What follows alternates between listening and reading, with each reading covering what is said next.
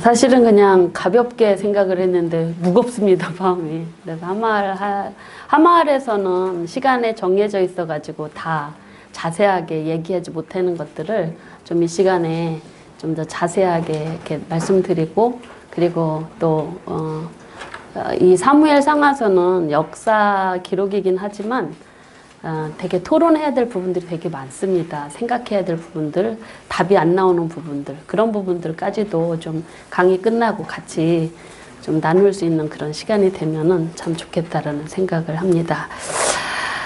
사무엘상 강의 들어가면 되나요? 네, 시작하겠습니다. 애굽에서 나온 이스라엘, 하나님의 선민 이스라엘 백성들이 광야의 40년 시대를 지내고, 그리고 하나님께서 주신 약속의 땅 가나안에 들어가서 그 가나안 땅을 정복하고 정착하던 여호수아 시대를 지나고, 그리고 하나님께서 세우신 사사들을 통해서 하나님의 택한 선민 백성들을 다스리시는 그 사사 시대가 이렇게 지나고 나서 이제 사사시대에서 왕정시대로 들어가는 그런 길목에 있는 성경인 사무엘상을 함께 공부하겠습니다. 사실은 역사서, 구약의 역사서 하면은 이제 여호수아서부터 시작되어지는데, 보통 역사서 하면은 우리가 보통 그 사건이나 인물이나 이런 중심으로 성경을 많이 들여다볼 때가 많이 있습니다. 그런데 우리가 성경을 들여다볼 때 사건이나 인물 중심으로 성경을 보게 되면 사람 중심의 해석이 나오고 사람이 높아지고, 그리고 그 사건이 부각되고 인물이 부각되는 경우들이 많이 있습니다. 그런데 우리가 성경을 들여다볼 때 하나님의 시각으로 봐야 된다라는 이 부분을 놓치지 않아야 될 것입니다. 특별히 그 하나님께서 세우신 사사들을 통해서 그 하나님의 백성을 다스리던 그 사사 시대를 보면, 그 하나님이, 우리는 보통 그냥 사사들이 통치하던 시대라고 보지만 하나님께서 세우신 사사들을 통한 통치는 결국 하나님께서 다스리시는 그런 신정 왕국의 모습이었다라고 우리는 봐야 됩니다. 그래서 사사 시대와 사무엘상은 그냥 둥떨어진 것이 아니라 연결되어지는, 그래서 사사시대에서 사무엘상으로 연결되어지고 들어가는 그 길목에 어떤 가교 역할을 해주는 성경이 뭐냐면 룻기서입니다. 그래서 우리는 보통 룻기 하면 효부 이야기를 많이 하지 않습니까? 그런데 우리는 룻기가 기록되어진 그 이유와 목적은 4장 마지막 장에서 살펴볼 수가 있습니다. 거기에는 바로 그 다윗의 계보가, 그의 아버지, 할아버지, 증조 할아버지, 이렇게 나와 있는 그 다윗의 그 계보를 통해서 무엇을 볼 수가 있냐면, 사사시대에서 이제 사무엘 상으로 이어가는 그런 역사를 이어주는 가교 역할이 이 룻기서의 4장에 나와 있는 족보이다라고 우리가 하면서 이제 사무엘상을 이제 들어가게 될 텐데, 그래서 이 사무엘서는 하나님께서 주신 약속의 땅에서 하나님 백성들이 정착하고 하나님 백성으로 살아가는 데 있어서 어떻게 살아야 될 것인가에 대한 부분들을 말씀해 주시고 있고, 또한 그 하나님의 백성들을 다스리시는 그 분이 누구신가, 그 이스라엘의 역사를 이끌어 가시는 분이 누구신가, 이런 부분으로 우리는 성경을 좀 들어가 봐야 합니다. 그래서 보통 역사서 하면 그러지 않습니까? 그 하나님의 백성들이 약속의 땅에서 하나님의 말씀에 어떻게 반응했는가에 따라서 응답되어지는 그런 반응이 바로 역사서의 기록들이다. 그래서 순종한 자들에게는 하나님 앞에 순종하고 하나님 말씀에 따라서 살았던 사람들의 그 기록들은 바로 이제 시가서로 우리가 분리를 하고, 그리고 하나님의 뜻에 불순종하고 거역했던 사람들을 향해서 기록되어진 선지서들로 이렇게 우리가 구분을 하면서 들어가는데, 그래서 우리는 이 역사서 하면은 하나님이 주신 말씀을 들고 하나님이 주신 약속의 땅에서 하나님의 백성들이 어떤 반응을 하면서 살아갔는가라는 부분들을 우리가 살펴볼 필요가 있습니다. 그러면 그것뿐만이 아니고 우리는 사람들에게 초점을 맞추면 그걸 들여다봐야 합니다. 그런데 우리는 역사서를 들여다볼 때 항상 그 역사를 주관하시고 이끌어 가시는 분이 누구신가, 이걸 항상 들여다봐야 된다는 것입니다. 그래서 그 택한 백성들이 하나님 말씀에 어떻게 반응하며 살아가는가에 대한 그 이야기들이 역사서의 첫 번째 모습이라면, 두 번째는 하나님의 약속의 말씀을, 그 하나님 말씀을 주신 하나님께서 어떻게 신실하게 택한 백성들의 역사 속에서 수행해 나가고 계시는가, 이 부분들을 우리는 놓치지 말아야 된다라는 것입니다. 그래서 역사서는 인물 중심, 사건 중심이 아니고 또한 과거 역사만을 살피라고 역사서가 기록된 것이 아니다라는 것입니다. 그래서 하나님의 편에서는 택한 백성을 향하여 무엇을 어떻게 이루어 가셨는가, 그리고 택한 백성 입장에서는 하나님을 말씀에 어떻게 반응하며 살았는가, 이 두 가지 모습으로 우리는 들여다봐야 되고, 그러면 오늘날 우리는 과연 이 역사서를 공부하면서 어떻게 살아야 될 것인가 라는 것까지는 이제 우리는 뭐 설교 적용으로 들어가는 부분이겠습니다. 그래서 하나님 측에서, 하나님 택한 백성 측에서 우리는 이 역사서를 봐야 된다. 그래서 우리가 그 사무엘상 하면은 보통 과도기적인 어떤 역사를 기록했다라고 보고 있습니다.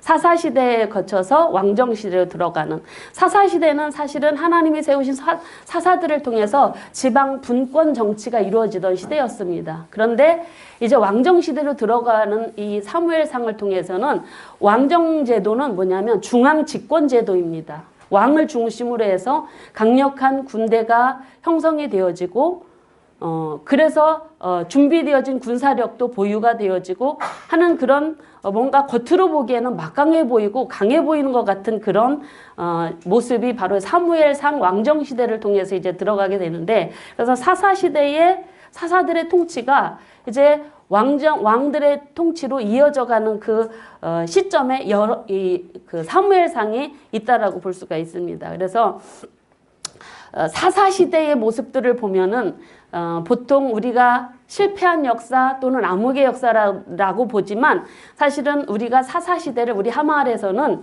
하나님의 신정 통치가 이루어진 시대로 보고 있습니다. 약 350여 년의 시간들 중에 그 역사 속에 200여 년이 하나님께서 사사들을 통해서 택한 백성들을 다스린 평화의 시대였다라고 보기 때문에 암흑의 시대가 아니라 신정의 통치가 이루어진 시대라고 볼 수가 있습니다. 물론 그 가운데는 불순종한 역사들, 타락한 역사들이 다 같이 기록되어집니다. 그러나 우리들이 지금까지 사사시대를 암흑의 시대로만 보았던 것들을 좀 더 시각을 좀 이제 하나님의 신정이 이루어지는 시대가 사사시대라고 그렇게 우리가 들여다본다면, 그러면 이 사사시대의 사사들을 통한 하나님의 신정 통치가 왕정시대로 이어가면서 어떻게 될 것인가에 대한 부분들을 이 사무엘상에서 우리가 찾아볼 수가 있는 부분들입니다. 그래서 사사시대를 살았던 사람들은 무엇을 생각했냐면, 가나안 땅에 들어가서 살면서 주변국들을 봅니다. 그 중에서 가장 사무엘상하의 시대에 가장 이스라엘에게 위협적이고 영향을 끼쳤던 그 나라가 주변국 중에 블레셋이라고 하는 나라입니다. 그래서 블레셋이라고 하는 나라와 그 주변에 이제 암몬이라고 하는 나라와의 전쟁이 주로 사무엘상에 이렇게 기록되고 있는데, 그들의 나라를 보니까 왕을 중심으로 해서 강력한 어떤 군사력도 있고 굉장히 뭔가 나라의 기틀이, 국가의 기틀이 세워진 것 같은 모습을 이스라엘 백성들이 보게 됩니다. 그래서 왜 그렇게 저 사람들은 강한가 봤더니 이스라엘에는 없는 왕들이 있는 것입니다. 그래서 그들은 왕을 그래서 요구하는 일들이 이제 사무엘상에 들어가서 있게 되어지는 부분들. 그렇다면 하나님이 택한 백성을 다스리시는 신정 통치는 사사시대만이 아니고 이 사무엘상에 들어가서 왕정시대에도 하나님께서 여전히 백성을 다스리고 계시다.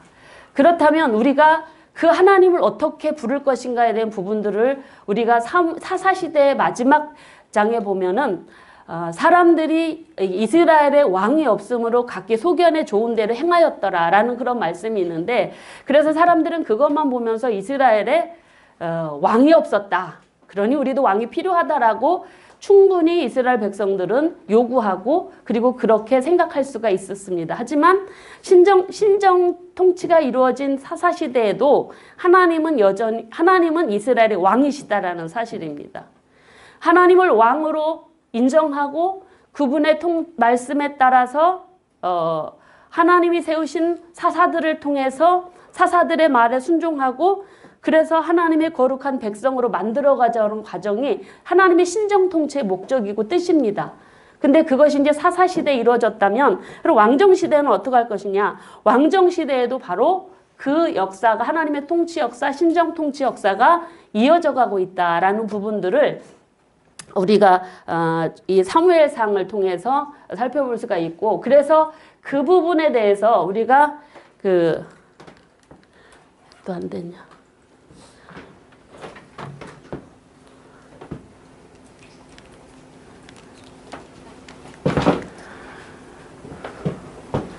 사사시대에서 그 왕정시대로의 넘어가는 그 과도기 쪽에 있는 이 사무엘상을 공부하면서 우리는 역사사와 사무엘상의 관계를 우리가 살펴볼 필요가 있습니다. 그래서 여기 나와 있는 왕정으로의 변화, 왕을 통한 하나님의 신정왕국 건설, 하나님 백성을 이루어 가시는 하나님, 이것이 바로 사무엘상의 그 어떤 사무엘상과 역사사와의 관계성 속에서 그리고 사무엘상에서 강조돼야 될 부분들이라고 볼 수가 있습니다. 그래서 사사시대에서 사무엘 시대로 넘어가면서 왕정시대로 넘어가면서 가장 큰 변화가 뭐였냐면 이 그 정치체계의 변화였었습니다. 그래서 사사들을 통한 통치가 왕정으로 왕정 통치로 변화되어지는 이런 정치체계의 변화가 이 사무엘상에 가장 두드러지게 나타나고 있는 특징이라고 볼 수가 있습니다. 사사들 하면 우리가 재판관, 판관 그렇게 알 수가 있고 평상시 평화로울 시대는 판관의 역할을 했지만 전쟁이 있었을 때는 전쟁을 위해서 군대 장관으로 부름받아 싸웠던 사사들도 있습니다. 근데 사사들의 사사 제도의 단점이 있었습니다. 그것이 바로 뭐냐면 이 사사들은 항상 있는 것이 아닙니다. 사사들은 항상 늘 왕처럼 그 자리에 있는 것이 아니고 필요할 때마다 하나님에 의하여 특별한 상황과 문제를 해결하기 위해서 그 문제 해결을 위해서 하나님에 의해서 필요에 따라서 그때그때마다 때때마다 세워지는 인물들이라는 것입니다. 이 사사는. 그러면 이 사사는요 하나님이 세우시기 전에는 절대 세워질 수 없는 그런 어떤 단점 같은 부분들이 있고요. 그리고 이 여러분들이 사사기를 통해서 사사들의 통치 시대를 보면은 지방 분권 통치가 있었습니다. 우리는 사무엘상 들어가면은 이제 마지막 사사라고 하는 사무엘의 통치 시기도 사무엘이 이스라엘 전 지역을 다스린 게 아닌 거 여러분 기본으로 알고 계시죠? 그래서 사무엘이 전체 나라 이스라엘 전 지역을 통치한 게 아니라 사사시대에 통치했던 그 사사들은 같은 동시대에 사무엘은 에브라임 베냐민 지역 그리고 동시에 있었던 사람이 바로 누구냐면 삼손이라고 하는 사람은 이제 단지파 출신이니까 그쪽에 그러니까 단지파는 원래 배정받은 지역이 블레셋과 가까운 지역이거든요. 그러다 보니까 이 사사시대의 단점이라고 말할 수 있는 부분들이 이런 부분들. 사사가 혼자 한 지역, 전체 지역을 살피는 게 아니라 각 자기에게 할당되어진 지역의 그런 분권 통치를 하는 그런 모습들이 있었다라는 부분들. 이런 것들이 사사제도의 왕정제도와 비교해서 단점들로 보여질 수가 있습니다. 그래서 이스라엘 백성들이 이렇게 사사들이 여러 지방 분권 통치를 통해서 이뤄가고 있는 모습들 이스라엘 사람들이 경험을 하면서 무슨 생각을 하냐면 주변에는 왕 중심으로 막 강력하게 서로 응집되어지는 모습들 같은 이런 모습들이 보고 있고 군대가 일단은 병력이 준비되고 군인들이 훈련된 군인들이 예비되어 있다라는 거 이런 것들이 그들에게는 부러움의 대상이었고 우리들에게도 그래서 왕이 있어야 되겠다라는 그런 요구들이 일어나게 되는 부분들이 이제 사무엘상에서 나타나고 있는 이야기들 그리고 모습들입니다. 그래서 이스라엘 백성들은 그러나 사실은요 이 왕정으로의 변화를 겪으면서 주변국들의 영향 때문에 왕정 제도를 요구하게 되었다라는 부분들. 그런데 이 왕정제도의 변화가 정말 다 좋은 것이냐, 그 부분에 대해서는 이제 우리가 이제 사무엘상을 더 깊이 들어가 공부를 하면서 우리가 좀 살펴볼 수가 있겠는데, 이스라엘 백성들의 가장 큰, 이 사사시대에 살았던 이스라엘 백성들의 가장 큰 오류가 뭐였냐면, 하나님께서 분명히 사사시대에 그렇게 수많은 주변국들의 그 침입과 주변국들의 압제로 인해서 고통을 당했음에도 불구하고, 그런 고통이 있을 때마다 하나님이 사사를 통해서 그들을 구원하시고 그들에게 평화의 시간들을 주셨던 것들을 하나님이 하셨다라고 보지 않는다라는 것입니다. 하나님의 통치의 손길을 인정하지 않고 사사가 했다라고. 그래서 사사들이 나중에 가서는 사사들을 통해서 보여지는 모습들이 완벽한 통치의 모습이 아니고 뭔가 부족한 모습이고 나중에 타락한 모습도 보이고 하는 부분들 때문에 바로 이스라엘 백성들은 보이지 않는 하나님에 대한 통치의 손길을 그들은 알지도 못하고, 어쩌면 그들이 하나님을 왕으로 인정하지 않았던 것은 하나님을 잘 알지 못해서였을 것이다 라고 그렇게 볼 수가 있습니다. 그래서 이스라엘의 왕이 없어서 각자 자기 소견대로 옳은 대로 행했다라고 하는 이 부분은 사실은 그들이 왕이 없어서가 아니라 왕을 몰라서, 진짜 이스라엘의 진정한 왕이신 하나님을 몰라서 그들이 하나님의 방법대로도 살지 않고 눈에 보여지는 것에 급급하게 쫓아다니며 살았다라고 볼 수가 있습니다. 그럼에도 불구하고 하나님은 350여 년의 세월 중에 200여 년의 평화시대의 사사기 시대를 하나님께서 이끌어 가시면서도 그러나 그 후반기에 가서는 여러분, 사사도 타락하고 제사장도 타락하고 레위인도 타락하고 하는 부분들이 우리가 사사기를 통해서 확인해 보지 않습니까? 그렇게 하나님의 백성들의 실패를 통해서도 하나님께서는 택한 선민인 이스라엘을 통치하시는 그 신정의 그 손길을 놓지 않으셨다라는 것입니다. 그 하나님께서는 하나님의 그 작정은 원래 이스라엘을 하나님의 백성으로 선택하실 때부터 그것이 계속 지속되어졌다라고 볼 수가 있습니다. 우리 인간적으로 보면은 보통 이렇게 인간들이 실패하고 타락하고 하는 모습을 보면 우리가 보통 그러지 않습니까? 사람들이 내가 잘 살다가 뭔가 좀 어려운 문제 부딪히지 않습니까? 그럼 사람들은 어떻게 얘기하냐면 하나님께서 저를 버리셨나 봐요. 하나님께서 안 계신가 봐요. 심지어 직분자들도 그렇게 이야기를 하더라고요. 갑자기 건강에 어려움을 당하거나 하는 물질적으로 어려움을 당하거나 하면 하나님이 안 계시고 하나님이 나를 버리시고 나는 하나님 자녀가 아닌가 봐. 이게 먼저 나오더라고요. 놀랐어. 얼마 전에도 이제 제가 치료해드리는 분 이야기를 통해서 이렇게까지 갈 수도 있구나라는 부분들을 듣게 되어졌는데, 그러니까 하나님의 백성 입장에서는 하나님께서 우리에게 좀 뭔가 어려움을 주면 하나님의 우리를 향하신 사랑과 그 통치하심의 은혜는 이제 하나님 우리를 포기했구나 이렇게 착각하고 생각할 수도 있다라는 것입니다. 근데 그거는 정말 착각이고 하나님을 제대로 알지 못하는 사람들의 태도라는 부분들. 이스라엘을 당신의 택한 백성으로 부르시고 세우시기 위해서 하나님은 사사시대에도 그들의 왕이 되어서 사사들을 통해서 하나님 백성을 다스리시며 그들을 거룩한 백성으로 삼아가시는 그런 일들이 바로 이제 이 왕정시대에도 계속 이어지고 있다라는 부분들을 말씀을 드립니다. 그래서 이 이전에는 사사시대에서 왕정시대로 변화와서 그리고 하나님께서는 이제 사사들을 통한 신정왕국을 이뤄오신 게 사사시대라면 이제 사무엘상부터는 하나님이 왕을 통해서 하나님께서 기름 부어 세우신 왕을 통해서 이제 하나님의 신정왕국이 건설되어지는 그런 모습들이 바로 이 사무엘상부터 이제 나타나고 있고요. 그리고 하나님은요, 하나님의 신정왕국 건설뿐만이 아니라 그 하나님의 나라가 형성이 되려면 백성이 있어야 되지 않습니까?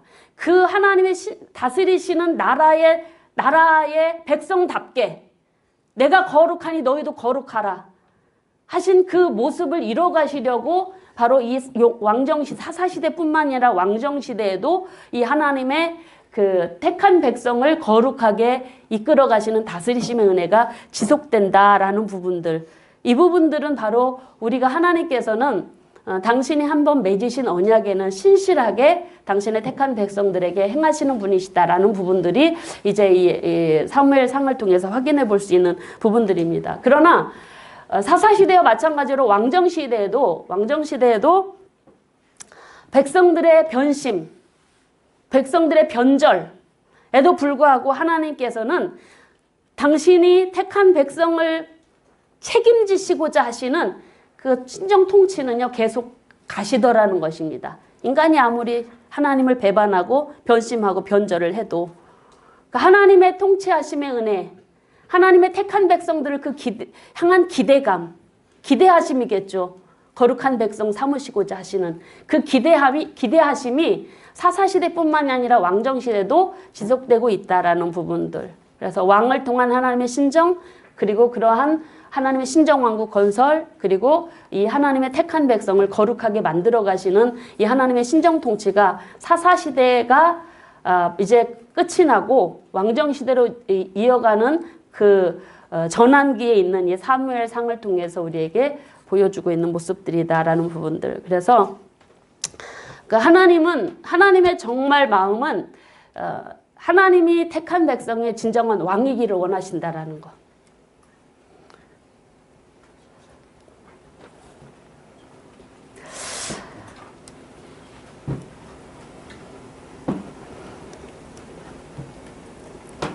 그런데 택한 백성된 사람들은 그 하나님을 왕으로 인정하지 않고 내가 왕이 되어서 내 소견이, 내 의견이, 내 생각이 주가 되어서 살았던 모습들이 사사시대뿐만이 아니라 이 왕정시대에도 이어가고 있고 오늘날에도 이어가고 있는 것 같습니다. 이 역사서를 공부하는 우리들이 그냥 이걸 과거 역사로만 이해하고 과거에 이 사람이 이렇게 행했구나라는 인간 중심, 인물 중심, 사건 중심으로만 성경 들여다보면 하나님의 마음이 마음을 알 수가 없지만 하나님의 신정이라는 입장에서 우리가 이 성경을 들여다보면 하나님께서 택한 백성을 향하신 그 기대하고 싶어 하시는 마음, 하나님이 택한 백성을 향한 그 아주 높은 기대치, 그런 하나님의 마음들이 이 그 하나님의 신정이라고 하는 하나님의 통치하심이라고 하는 그 속에서 우리가 하나님의 마음을 읽어볼 수가 있는 부분들이라고 할 수가 있습니다. 그래서 이 사무엘상은 사사시대에서 왕정시대로 가는 과도기 역사이다, 이렇게 보시면 되겠고, 사무엘서에는 그래서 하나님의 택한 백성을 향한 하나님의 행하심, 신실하게 택한 백성을 향하신 행하심, 그리고 하나님의 택한 백성을 향한 그 마음, 하나님의 백성을 거룩하게 세워가고 싶어하는 그 마음, 그것이 바로 이 역사서 사무엘상 하에 나타나고 있는 부분들이라고 볼 수가 있습니다. 그래서 이 부분들을 여러분들이 사무엘상하서를 사무엘상을 공부하실 때 잊지 않으시고 이 부분들을 좀 우리가 강조해서 우리가 이런 부분에서 성경을 들여다보면 하나님의 마음이 보여질 것으로 여겨집니다.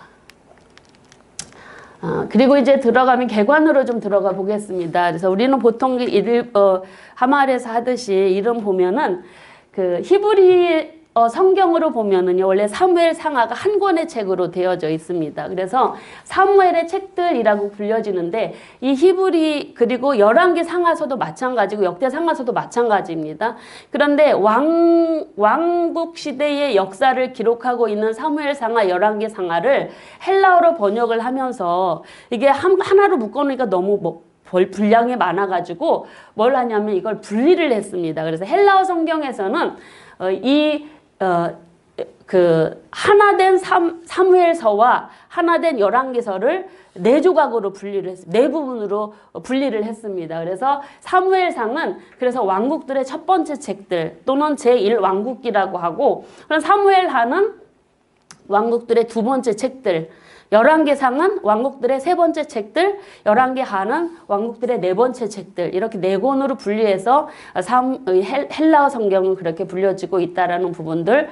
라틴어도 이제 같은 모습으로 헬라어 성경에서 이제 70인역에서 번역이 왔기 때문에 똑같이 가고 있고요. 우리나라 성경도 마찬가지로 70인역 성경에서 이렇게 네 권으로 분리해서 보고 있습니다. 그런데 우리가 이 그 사무엘서를 볼 때 우리가 지금 현재 성경은 나눠져 있지만 우리는 원래 히브리 성경으로 한 권의 책으로 봤을 때의 모습으로 이 사무엘서를 좀 들여다보는 것이 더 좀 하나님의 역사가 어떻게 진행되고 있는가를 확인해 볼 수 있는 그런 부분들이기 때문에 우리가 사무엘 상하서를 공부할 때는 한 권의 책처럼 이렇게 여러분들에게 소개를 해드릴 것입니다.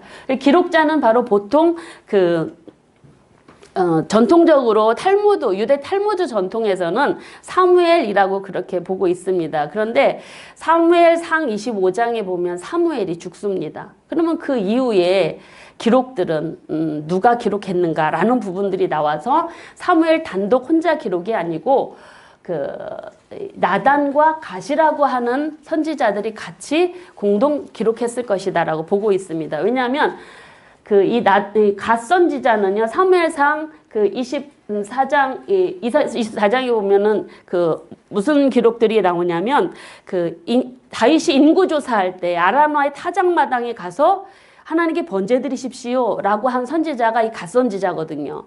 그리고 그때 이제 살아 있었기 때문에 사무엘상의 26장부터 31장까지 기록할 수 있는 그런 가능성이 있는 사람이고, 나단이라고 하는 사람은 역대상 29장에 보면은 이 나단은 바로 어디까지 기록이 나오냐면 다윗이 이제 거의 나이가 들어서 죽고 이제 솔로몬으로 왕위가 옮겨져 갈 때, 그때 열왕기상 2장이죠. 거기에 보면 나단 선지자가 그 일을 주도적으로 나서는 모습들을 통해서 이 나단과 갓이 함께 공동 기록했을 것이다라고 보는 것이 맞고, 또 다른 무명의 기록자가 여러 자료들을 참고해갖고 사무엘 이름으로 정리했을 것이다라고 그런 보는 견해들도 있기도 합니다. 근데 그런 기록들은 그냥 참고적으로만 알아야 될 부분, 알면 되는 부분들이고, 그러면 이 사무엘성의 배경을 좀 보시면은요, 이 시대는 바로 12세기는 역사적으로 굉장히 중요한 전환기, 변화의 전환기에 있었던 시대라고 할 수가 있습니다. 즉, 사사시대에서 왕정시대로 건너가면서 전체적으로 이 시대가 역사적으로도 청동기 문화에서 철기 문화로 변화되어지는 그런 시대였다라고 볼 수가 있습니다. 그래서 도시국가 체제에서 중앙 집권 체제로 왕정 체제로 이렇게 변화되는 모습들. 그래서 이때 이 중앙 왕 중심으로 했던 왕정 제도와 철기 문화의 철기 문화를 가장 주도적으로 발달시키고 주도적으로 잡고 있었던 민족이 블레셋 민족들이라고 할 수가 있습니다. 이 사람들은 지중해변에서 저 에게해에서 건너온 해양민족으로 그렇게 보여지고 있는데, 이 사람들은 그때 건너올 때부터 이 철기 문화에 굉장히 좀 발달된 문화를 접해가지고 들어왔다고 합니다. 그래서 그들이 이제 지중해 해변가에 자리를 잡으면서, 가나안 땅에 지중해 해변에 자리를 잡으면서 그들은 이 철기 문화를 자기네들만 고수를 하면서 가지고 주변국들에게 그걸 보급하지 않았다라는 것입니다. 왜냐면 그래서 이제 사무엘상에 보면은 이스라엘에게는 철공이 없었다라는 기록이 있습니다. 그 철공은 바로 이제 철을 제조해서 기구를 만들고 하는 그런 기술자가 없었다라는 것입니다. 그것은 바로 당시 블레셋의 이 철기 문화에 주도적으로 갖고 있는 블레셋 민족에 의하여 당시 이스라엘이 거의 압제를 당하고 있던 시대였기 때문에 그 철공을 이스라엘에서 소유하도록 허락지 않았다라고 보고 있습니다. 그러다 보니까 이스라엘은 항상 블레셋에 의해서 시달림을 당했고, 농사를 지으면, 그런 농사 지으면 농산물도 항상 시시때때로 뺏으러 오고 하는 이런 부분들, 블레셋만이 아니라 밑에 있었던 아말렉이니 또는 모압이니 암몬이니 하는 그런 나라들도 영향을 미쳤지만, 블레셋이 가나안 땅에 가장 이스라엘하고 근접한 지역에 있었기 때문에 항상 블레셋이 이런 철기 문화의 그런 소유권을 가지고 굉장히 그 주변 특별히 이스라엘을 압제하고 있었던 모습이었다라는 부분들. 그리고 정치적으로는 아까 말씀드렸듯이 사사제도에 회의를 느꼈던 이스라엘 백성들이 왕중심의 왕정체제를 이제 요구했고 그걸 이제 정착하고 싶어하는 마음을 가지고 이제 그 왕정제도가 시작되어지고 전환되어지고 정착되어지고 하는 시기가 이제 이 사무엘 상이라고 할 수가 있습니다.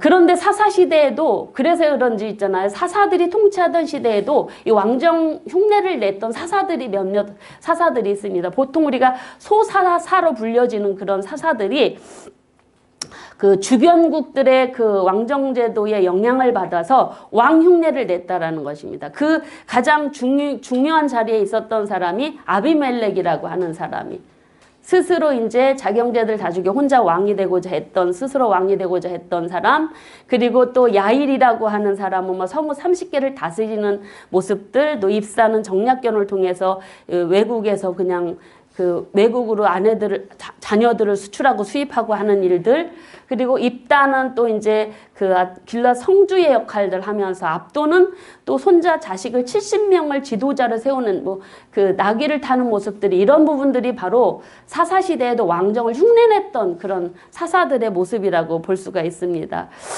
사사들의 직임이 그들의 사역이 변질되고 타락을 하자 이런 통치 체제를 바꾸고 싶어하는 일들이 일어나게 되었다라는 부분들. 그런데 이 정치 체제가 또는 바뀌어지는 이 변화의 중심에 있었던 인물이 우리가 사무엘상 들어가면 제일 먼저 만나는 인물인 엘리와 사무엘이라고 할 수가 있습니다. 그래서 이 사무엘 시대에는 삼손, 입다, 엘론 이런 사람들이 같이 동시대에 그 사사의 역할을 감당했던 사람이고, 엘리 시대에는 이제 돌라, 야일, 입다 이런 사람들. 그러니까 거의 이 사람들은 어떤 시대면 사사 시대에서 거의 후반기 인물들이지 않습니까? 소사사들이. 그래서 이런 사사 시대가 이제 그래서 거의 종말을 기하는 그런 분기점에, 그런 전환점에 이제 엘리와 사무엘이 있다라는 부분들 우리가 같이 생각해 보면 되겠고, 그래서 이제 기록 연대를 이런 부분들, 그래서 백성과 제사장들의 타락과 이 우상숭배 이런 부분들에 대한 회의감, 그리고 지파연합, 분권 통치 이런 거에 대해서 주변 강국에 비하면 너무 약하잖아요. 그리고 전쟁 한번 주변국하고 하려면 지파별로 다 비율을 맞춰서 모이게 해야 되는, 근데 그게 잘 안 모여졌었거든요. 사실은 그 사사기의 마지막 장에 그 지파별로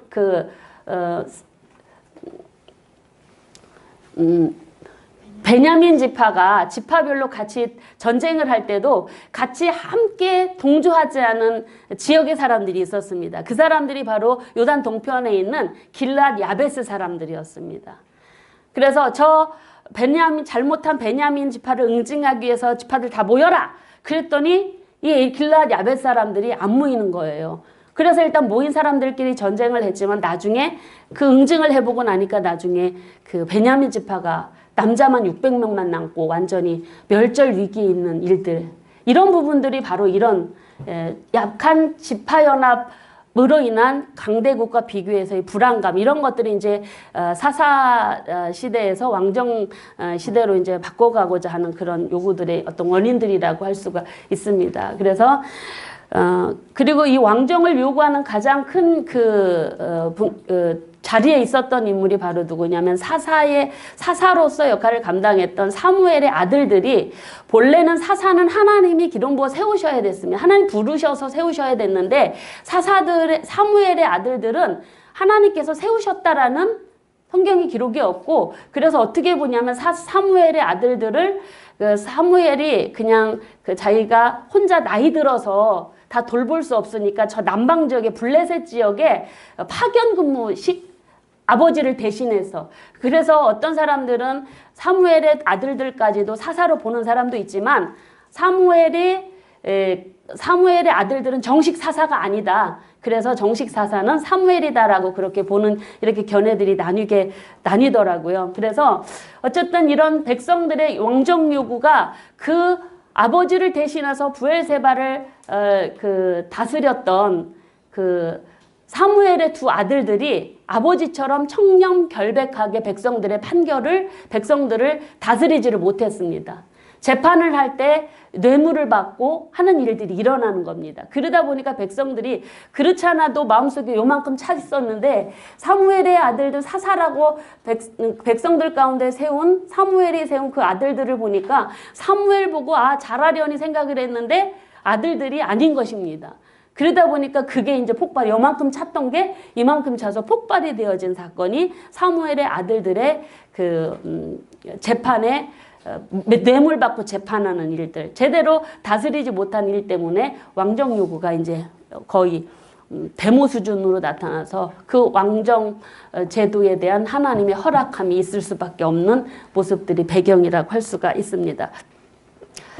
그리고 기록연대를 보면은 분열왕국이 930년 그리고 사마리아 멸망이 722년인데 이 사이에 기록됐을 것으로 보고 있고 특별히 분열왕국 초기로 보고 있습니다. 왠고하면은 사무엘상 27장 6절에 보면 유다왕이라고 하는 표현이 나오는데 이 유다왕이라는 표현은 분열왕국 이후에 불려지는 호칭들이라고 할 수가 있습니다. 그래서 분열왕국 이후에 있지만 사마리아 멸망에 대한 그러니까 북왕국 멸망에 대한 기록이 없기 때문에 분열왕국 초기를 보고 있다라고 그렇게 기록연대를 보고 있고요. 자, 기록 목적을 보시면 앞에서 제가 서두에 말씀드렸던 내용들이 기록 목적에 거의 다 들어갔다고 할 수가 있습니다. 이스라엘은 사사시대나 왕정시대로 넘어가는 과정 가운데서도 여전히 하나님의 나라이고 하나님의 통치, 하나님의 신정이 이루어지는 걸 보여주기 위해서 기록되었다라고 할 수가 있고 그리고 그러니까 사사 말고 이제 왕이 세워져야 될 텐데 그 왕의 기원이 누구로부터 시작되었나? 그게 바로 하나님이시다라는 부분입니다. 특별히 이제 사무엘 하는 다윗 왕조에 대한 주 기록이기 때문에 다윗 왕조의 신적 기원도 하나님이다라는 부분을 알려주기 위해서 기록되었다라고 볼 수가 있고요. 그리고 이제 사사 시대가 이제 끝나고 이제 왕정 시대가 새로운 사사 시대가 종말되어지고 선지자의 시작을 알리고 이제 새로운 왕정 시대가 열린다라는 것들을 알려주기 위해서 그래서 중간에 보면은 사무엘의 고별 설교가 나옵니다. 근데 고별 설교가 사무엘은 여러분 우리가 보통 사사 선지자 제사장직을 같이 겸한 사람입니다. 왜냐하면 사무엘은 레위 지파 그핫 후손입니다. 그핫 족속 그핫 지파 후손이기 때문에 그 아버지가 제사장이었기 때문에 사실은 사무엘은 제사장, 사사, 선지자로서의 사역을 감당했던 사람이고 그 고별 설교는 사무엘의 그 세 개의 직임 중에 사사로서의 직임을 끝내는 그런 설교라고 할 수가 있습니다. 근데 그 이후에도 사무엘은 활동을 안 했냐? 했습니다. 그 이후에도 사울이 범죄했을 때도 책망을 했고 다윗을 기름 붓는 사건도 사무엘이 계속 진행을 시켰던 걸 보면 사무엘이 모든 제사장직과 선지자직과 사사직을 다 종결 맺는 게 고별 설교가 아니고 사사직만 그때 이제 끝내는 그래서 이제 사사시대가 그것으로 끝인다라는 의미의 모습들을 이제 보여주기 위해서 그리고 이제 새로운 선지자 시대, 왕정 시대. 그래서 왕정 시대에는요. 그래서 사사 대신 왕이 세워지는가 하면 왕정 시대에는 선지자의 역할이 굉장히 중요합니다. 그래서 선지자는 하나님의 뜻과 그 말씀을 받아서 백성들에게 또는 왕에게 하나님 뜻을 전달하는 그런 직임을 가진 사람들이기 때문에 선지자의 그 역할을 좀 강조하고 하는 부분들. 그래서 백성들은 하나님의 신정 통치는 하나님의 말씀대로 순종해야 되지만 하나님이 기름 부어 세운 왕과 선지자의 말에 같이 순종해야 되고 왕과 선지자는 그들의 독단적으로 행동하면 안 됩니다. 왕과 선지자도 하나님을 중심으로 해서 하나님께서 말씀하시는 대로 하나님의 뜻대로 왕도 치리를 해야 되고 선지자도 그 하나님이 주시는 말씀만 전달해야지 그게 안 되면 이제 거짓 선지자가 되는 것이다라는 부분들. 그래서 이런 선지자의 시작이 알려지고 사사시대가 종말을 구하는 걸 알려주기 위해서 이제 기록이 이런 사무엘상이 기록되어졌고 다윗이 이제 통치의 배경들을 바로 나타내 보여주기 위해서 이제 기록되었다고 할 수 있습니다. 다윗을 통해서 하나님께서는 이 신정왕국의 기틀을 완전히 세워나가셨기 때문에 그에 대한 통치 그 배경들이 바로 사무엘상이다라는 부분들을 보여주기 위해서 기록되었다라고 하는 모습들 우리가 살펴볼 수가 있고, 그래서 첫 절과 끝 절을, 그래서 그 왕정시대의 두 기둥은 왕과 선지자 그리고 백성 이렇게 같이 간다라고 우리가 보시면 되겠고요. 왕도 선지자도 백성들도 그래서 하나님의 신정을 무시하면 이 기둥들이 무너지면, 그러니까 왕과 선지자가 무너진 왕정시대의 나라가 망하는 것입니다. 멸망을 당하고, 그것은 다 이제 신명기 사관에서 강조하고 있는 신명기 그 사관에 입각해서 평가하는 그런 모습으로 이제 그 왕정시대의 모습들을 그렇게 보고 있습니다. 말씀에 순종하고 왕과 선지자가 백성이 하나님 말씀에 순종하고 나아가면 하나님께서 평안과 복을 주시지만 불순종하면 바로 나라가 망할 것이다. 그 사무엘의 고별 설교 이런 부분들에도 나타나고 있습니다. 그래서 사무엘이 사울왕의 불순종 그리고 불신앙의 모습들을 지적하면서도 백성들에게 이제 강조하는 그 고별 설교를 통해서 보면 그런 부분들, 그러니까 하나님만을 온전히 잘 섬길 것을 말씀하는 부분들, 이제 그런 부분들이 그러니까 개별로 활동이 아니라 함께 하나님 앞에 서야 전체적으로 나라가 안정되고 평화롭다라는 부분들.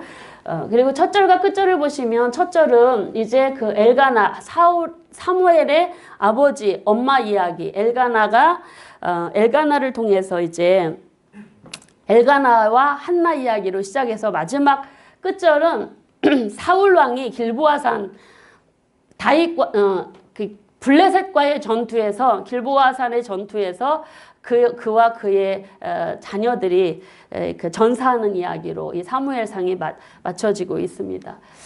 전체 보기를, 사무엘상만 전체 보기를 먼저 보시면은 이렇게 볼 수가 있습니다. 두 부분으로 크게 보기를 나눌 수가 있는데, 낮은 자를 높이시는 하나님, 그리고 두 번째는 왕을 세우시고 그를 통해 이스라엘을 다스리시는 하나님. 그 역사서 사무엘상서뿐만이 아니라 모든 역사서에 그 주인공은 사람이 아니고 하나님이시다라는 부분이 이 전체 보기를 통해서, 우리가 크게 보기를 통해서 볼 수가 있습니다. 그러나 우리는 지금 사무엘상하를 그냥 따로따로 보는 게 아니라 구조면에서는요 같이 봐야지 바로 이 그 하나님의 역사가, 신정의 역사가 어떻게 이어져 가고 있는가를 한눈에 볼 수가 있어서, 이 부분은 이제 좀 세부 그 작게 보기의 모습들을 공부할 때 보시고, 제가 그래서 이거를 사무엘상하를 함께 그 두 부분으로 이렇게 이거 두 개를 사무엘상하를 좀 붙였었거든요. 왜냐하면 이제 히브리 성경에서 사무엘상하를 한 권으로 보기 때문에, 그래서 이것을 한 권으로 우리 이제는 좀 이해할 부분들이 있다 해서 이렇게 좀 붙여봤습니다. 그래서 사무엘상하의 구조는 평행 본문들이 굉장히 많습니다. 그래서 그 특징들이 이 구조를 통해서 볼 수가 있는데,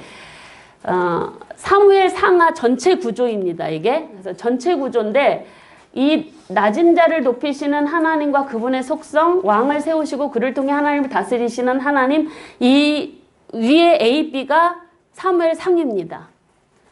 그리고 A-는 왕과 언약을 맺으시고 그를 통해 이스라엘 다스리는 하나님, 교만한 자를 징계하시는 하나님과 그분의 속성, 이 부분은 사무엘 하의 부분들입니다. 그래서 그 부분을 제가 좀 이렇게 안 보이시죠?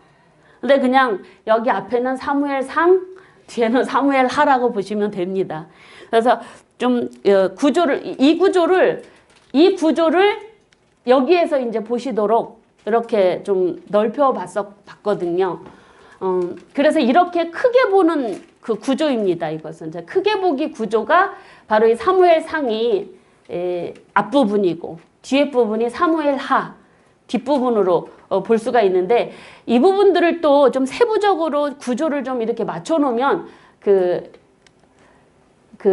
낮은 자를 높이시는 하나님 이 뒤에는요 그 다윗의 찬양과 함께 교만한 자에 대한 하나님의 징계가 이렇게 대칭이 되어지고 그리고 이 안에서는 그 본문으로 들어가서는 왕을 세우시고 그를 통해 이스라엘 다스리시는 하나님 그리고 이 안에서는 왕과 언약을 맺으시고 이스라엘을 다스리시는 하나님 그래서 이 부분들을 여러분들이 왕을 세우시고 그를 통해 다스리시는 하나님 왕과 언약을 맺으시고 다스리시는 하나님 이 부분은 이제 상과 하로 나눠져서 볼 수가 있습니다. 이 부분들을 좀 더 또 이제 여기 세부 보기 작게 보기를 통해서 보면 이렇게 좀 평행 본문으로 볼 수가 있는 그런 구조를 여러분들이 함께 보시면 그 안의 부분들 거의 비슷하게 평행이 되는 내용들이 있습니다. 이 앞에 서론 부분과 이 뒤에 부분, 그러니까 이 사무엘상을 한 권으로 보면 사무엘상 1장부터 2장 11절까지가 서론, 그리고 이 사무엘하 22장부터 24장까지가 결론, 그리고 이 안에는 이제 본문이라고 할 수가 있습니다. 그러면 이 본문 안의 내용도 보시면 그 주제들이 좀 그 평행되어지는 내용들이 있더라는 것입니다. 그래서 이스라엘의 상황이 엘리와 사무엘을 대칭으로 보고 있고 여기 사무엘 상에서는 그렇게 보고 있고 사무엘 하에서는 이스라엘 상황이 이스보셋과 다윗으로 대칭되어져서 나타납니다. 그리고 4장부터 7장까지는 언약궤가 블레셋에게 빼앗겼다 돌아오는 사건이 기록되지만 여기 사무엘하 5장부터 6장까지는 언약궤를 아비나답 집에서 예루살렘으로 옮기는 근데 제가 성경을 보니까 사무엘상과 하에서 언약궤를 부르는 명칭들이 다르더라고요. 근데 사무엘상에서는 언약궤라고 명칭하는데요. 하에서는 다윗이 하나님의 궤로 그렇게 표현을 하더라고요. 그래서 그게 이제 계속 좀 보여지는 부분들이었고요.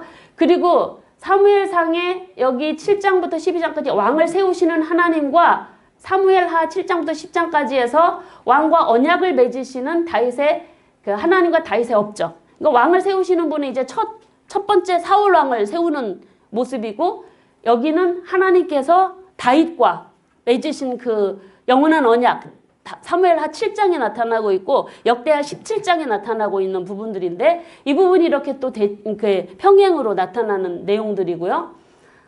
죄도 마찬가지입니다. 사울에게도 두 가지 죄를 이렇게 구조적으로 나눠서 보고 그리고 다윗에게서도 두 가지 죄를 나타나고 있습니다. 근데 저는 제가 이 내용을 죄에 대한 모습들을 보니까 사울의 첫 번째 죄는 불신앙의 죄였더라고요. 근데 여기 표는 이제 불신종으로 되어 있는데 제가 좀 집중해서 보니까 불신앙이고 그 불신앙이니까 불순종이 나오는 거죠. 그래서 이거를 뭐 바꿔야 될지 어쩔지 모르겠지만 어쨌든 제가 구조를 본 거는 내용은 성경을 보니까 그래 보여지고 또 그렇게 이제 강의를 준비하면서 봤습니다. 그래서 불신앙 하나님을 믿지 않고 의지하지 않으니까 순종하지 않는 것입니다. 하나님 말씀에. 그런 부분들 제사를 맘대로 드린 사무엘 전쟁에 급급해서 그 사건이지 않습니까? 그리고 여기 다윗의 죄와 업적도 보면은 그 두 부분으로 나눕니다. 그래서 간음과 살인 그리고 또 이제 아들을 징계하지 않은 그 암논을 죽인 압살롬을 간음한 암논을 또는 압살롬을 징벌하지 않는 그런 죄 이것까지 이제 이렇게 평행으로 볼 수가 있고 그리고 16장에서 18장까지는 사무엘상에 이제 다윗이 등장을 합니다. 역사의 수면 위로 오르고 있고 사무엘하에서는 14장 15장에서는 압살롬이 아버지를 반역해서 이스라엘의 그 왕정의 역사 위에 오르는 모습들 이렇게 좀 평행으로 나타나고 있고 그리고 18장부터 28장까지는 다윗을 죽이려고 다윗을 쫓아다니는 사울의 모습 그리고 도망가는 다윗의 모습이 있는가 하면 여기 사무엘하 15장부터 20장까지는 압살롬의 반역과 예루살렘에서 도망가는 다윗 그러니까 압살롬이 반역해서 왕궁을 떠나서 피난 생활하지 않습니까? 그 내용이 또 평행으로 나타나고 있고 마지막 본론의 마지막 보면 28장부터 31장까지 하나님의 심판과 블레셋의 승리 부분들이 나타나는데 이 블레셋이 이제 그 길보아산의 전투겠죠. 사울이 그의 자녀와 죽임을 당한. 근데 마지막에는 이게 좀 평행이지만 반대로 하나님의 징계와 그 블레셋의 패배. 예. 블레셋이 이제 다윗에 의하여 정복이 되어지죠. 그런 부분들 이렇게 평행으로 나타나는 부분들.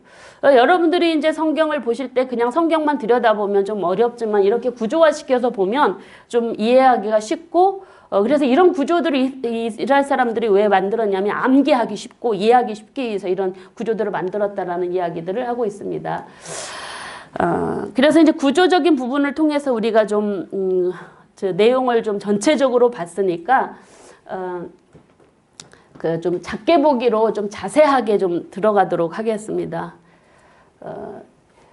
크게 보기로는 아까 한 권으로 봤고 이제 뭐 작게 보기도 똑같이 한 권입니다, 여러분. 그래서 서론 부분, 여기는 본론 부분, 그리고 사무엘 하는 본론이 시작되고 나중에 결론으로 나타나고 있고 그러면 전반부에는 한나의 기도에 응답하시는 하나님에 대한 한나의 감사 찬양이 나옵니다. 근데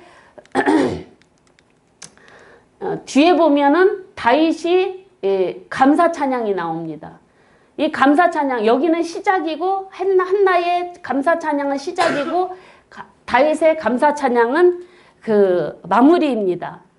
그러니까 한나의 감사 찬양은 바로 뭐냐면 앞으로 하나님께서 세우실 왕 선지자를 통해서 제사장을 통해서 이끌어 가실 그 하나님의 속성, 하나님이 어떤 분이신가를 이 한나의 감사 찬양의 그 고백 속에 나타나고 있습니다.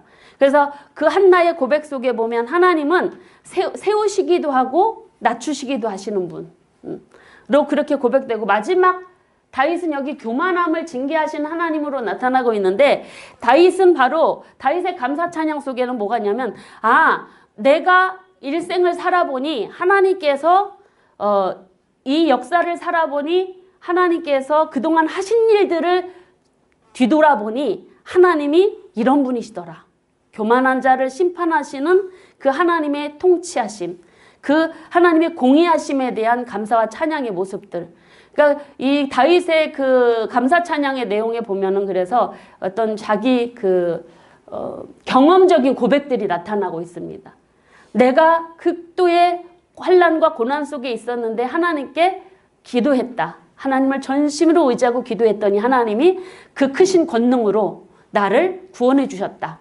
그래서 하나님께 감사하며 그분의 그 속성을 이야기하면서 찬양하는 모습들이 이 마지막 다윗의 감사 찬양 속에 나타나. 그러니까 자기 고백적인 역사를 하나님이 이끄시는 신정의 삶을 살았던 자의 마지막 고백. 그리고 한나도 또한 하나님의 구원을 경험한 자죠. 한나가 이런 감사 찬양을 할 수 있었던 배경은 그가 아이를 낳지 못하는 불임이었습니다.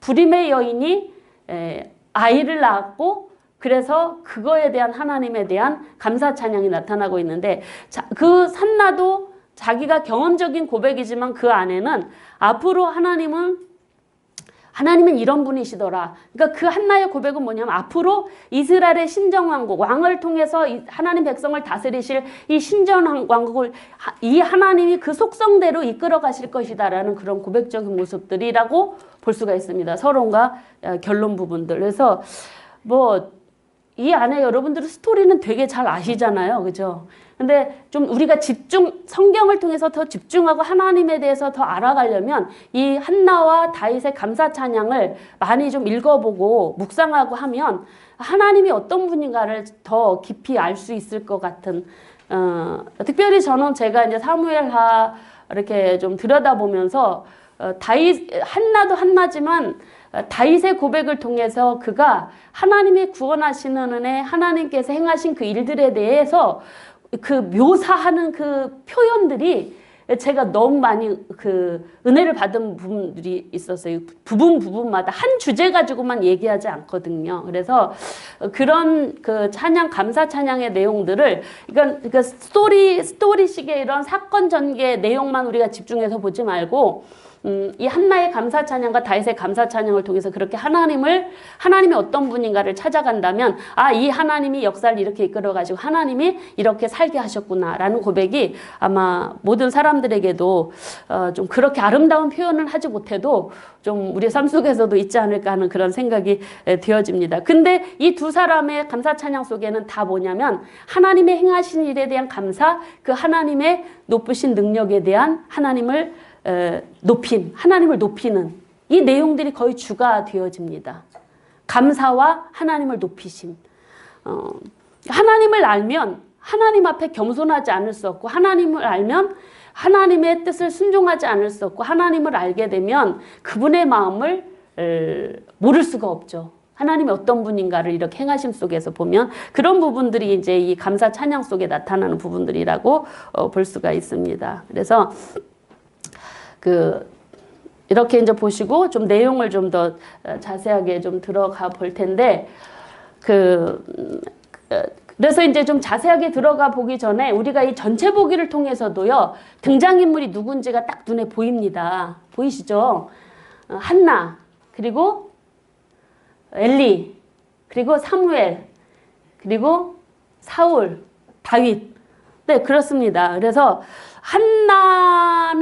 한나와 이제 엘가나가 같이 부부니까 1장에 이제 나타나고 있지만 사무엘 상을 통해서 우리에게 보여주고 싶어 하시는 모습들은 바로 이제 그 사사시대에서 왕정제도로의 사사제도에서 왕정제도로의 가는 가교 역할의 모습들이 나타나기 때문에 엘리에서 사무엘에게로, 그리고 사무엘에서 엘리 이제 제사장이었고, 근데 엘리 제사장의 직분을 통해서 사무엘에게 넘겨오고, 사무엘이 이제 그 사사와 선지자와 제사장의 직임을 넘겨받아서 엘리가 죽고 난 다음에 그 사사의 직임이 이제 왕이 세워지고 나서 이제 종말을 하고 끝이고, 그러고 나서부터는 이제 그가 25장 그 사무엘의 죽음 전까지 선지자로서 제사장으로서의 역할을 감당하는 부분들이 이제 이렇게 그 등장인물로서 이제 살펴볼 수가 있고,